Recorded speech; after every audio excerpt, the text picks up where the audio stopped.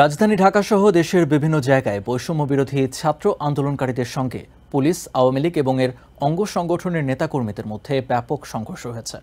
আহত হয়েছে কয়েকশো মানুষ। নীলফামারীতে ভাঙচুর করা হয়েছে সংসদ সদস্য আসাদুজ্জামান নূরের বাসভবন। এছাড়া আওয়ামী লীগের কার্যালয় এবং পুলিশ বক্স ভাঙচুর সহ অগ্নিসংযোগের ঘটনা ঘটেছে।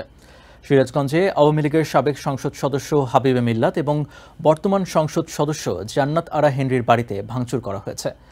এছাড়া সরকারি বেসরকারি বিভিন্ন স্থানে হামলা এবং ভাঙচুর চালানো হয়। চট্টগ্রামের নিউ মার্কেট এলাকায় আন্দোলনকারীদের সঙ্গে পুলিশ, আওয়ামী লীগ ও এর অঙ্গ সংগঠনের নেতাকর্মীদের মধ্যকার সংঘর্ষে গুলিবিদ্ধ হয়ে অন্তত ২০ জনকে চট্টগ্রাম মেডিকেল কলেজ হাসপাতালে ভর্তি করা হয়। বহদ্দারহাট এলাকায় মেয়র রেজাউল করিম চৌধুরীর বাসভবনে হামলা চালানোর পর পুলিশ ও বিক্ষোভকারীদের মধ্যে সংঘর্ষের ঘটনা ঘটে। এই ঘটনার পর আওয়ামী লীগ ও ছাত্রলীগের নেতাকর্মীরা বিএনপির ভাইস চেয়ারম্যান মীর মোহাম্মদ নাসির উদ্দিন ও চট্টগ্রাম মহানগর বিএনপির সাবেক সভাপতি শাহাদাত হোসেন সহ ৪ বিএনপি নেতার বাসায় ভাঙচুর চালায়। এদিকে সিলেট নগরের বন্দরবাজার, বারুদখানা, সোবাহানীঘাট, জিন্দাবাজার সহ বিভিন্ন সড়কে ও পয়েন্টে দফায় দফায় পাল্টাপাল্টি ধাওয়া ও সংঘর্ষের ঘটনা ঘটে।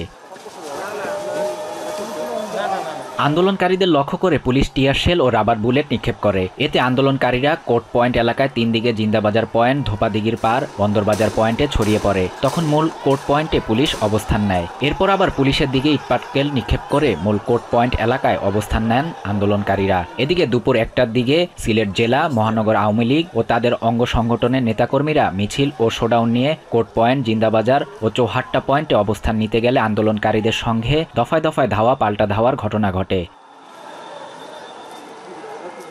রবিবার সকাল থেকে উত্তাল ছিল ব্রাহ্মণবাড়িয়া জেলার আশুগঞ্জ, আখাউড়া, কসবা, নবীনগর, নাসিরনগর, বিজয়নগর, সরাইল, কোট্টাপাড়া, কালীবাড়ি মোড়, পৌর মার্কেট এলাকা সহ বিভিন্ন গুরুত্বপূর্ণ জায়গায় অবস্থান নেয় আন্দোলনকারীরা। পরে তাদেরকে আওয়ামী লীগ, যুবলীগ, ছাত্রলীগ কর্মীরা লাঠি, দা ও অস্ত্র দিয়ে প্রতিহত করতে দেখা যায়। এ সময় বিভিন্ন জায়গায় আন্দোলনকারীদের সাথে আওয়ামী লীগ, যুবলীগ ও ছাত্রলীগ কর্মীদের সংঘর্ষের ঘটনা ঘটে। সংঘর্ষের সময় ককটেল বিস্ফোরণের আওয়াজে চারদিকে আতঙ্ক ছড়িয়ে পড়লে পথচারীরা নিরাপদ আশ্রয়ের জন্য এদিক সেদিক ছোটাছুটি করতে থাকে।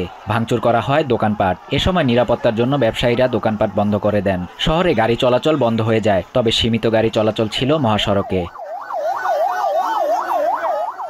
সিরাজগঞ্জে বৈষম্য বিরোধী ছাত্র আন্দোলনের সর্বাত্মক অসহযোগ আন্দোলন ও সরকার পতনের এক দফা দাবিতে বিক্ষোভ মিছিল চলাকালে ছাত্রলীগের নেতাকর্মীদের সঙ্গে আন্দোলনকারীদের সংঘর্ষ হয়। রবিবার সকালে পৌর শহরের স্টেশন সড়ক ও খেদন সর্দার মোড় এলাকায় এই ঘটনা ঘটে।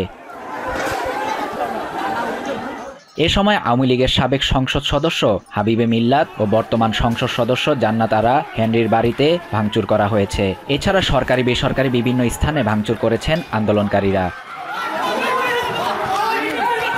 নীলফামারী শহরে বৈষম্য বিরোধী ছাত্র আন্দোলনের ডাকে সর্বাত্মক অসহযোগ কর্মসূচি ঘিরে সংঘাতে অন্তত 50 জন আহত হয়েছেন। তাদের মধ্যে 11 জনকে নীলফামারী জেনারেল হাসপাতালে ভর্তি করা হয়। কর্মসূচি চলাকালে বিক্ষোভকারীরা সংসদ সদস্য আসাদুজ্জামান নূরের বাসভবন, আওয়ামী লীগের কার্যালয় এবং পুলিশ বক্সে ভাঙচুর ও আগুন দেয়। পুলিশ তাদের ওপর কাঁদানে গ্যাসের শেল, রাবার বুলেট ও সাউন্ড গ্রেনেড নিক্ষেপ করে। বিক্ষোভকারীরা শহরে চৌরঙ্গি মোড়ে আওয়ামী লীগের দলীয় কার্যালয়ে তালা ভেঙে ভেতরে ভাঙচুর করেন। পরে সেখানকার আসবাব ও বিভিন্ন কাগজপত্র সড়কে নিয়ে আগুন ধরিয়ে দেয়। এরপর সেখানে অবস্থিত পুলিশ বক্সটি ভাঙচুর করে আগুন দেয়া হয়। রবিবার দুপুরে উপজেলা সড়কে স্থানীয় সংসদ সদস্য আসাদুজ্জামান নূরের বাসভবনে হামলা ও আগুন দেয় বিক্ষোভকারীরা। সংসদ সদস্যের ব্যক্তিগত সহকারী তরিকুল ইসলাম জানান, শতাধিক হামলাকারী বিভিন্ন কক্ষে প্রবেশ করে ভাঙচুর ও লুটপাট চালায়। তারা বাড়িতে আগুন দেওয়ার চেষ্টা করে। পরে আওয়ামী লীগ নেতাকর্মীদের ধাওয়ায় তারা বেরিয়ে যায় এবং বাইরে থাকা 10টি মোটরসাইকেলে অগ্নিসংযোগ করে।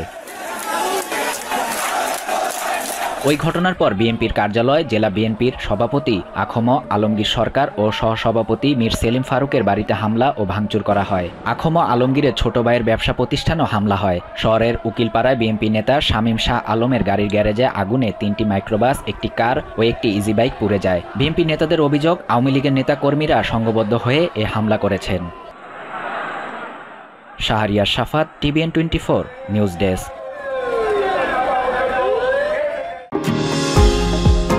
নিউ ইয়র্ক থেকে সম্প্রচারিত TVN 24 টেলিভিশন বিশ্বজুড়ে বাঙালির কণ্ঠস্বর।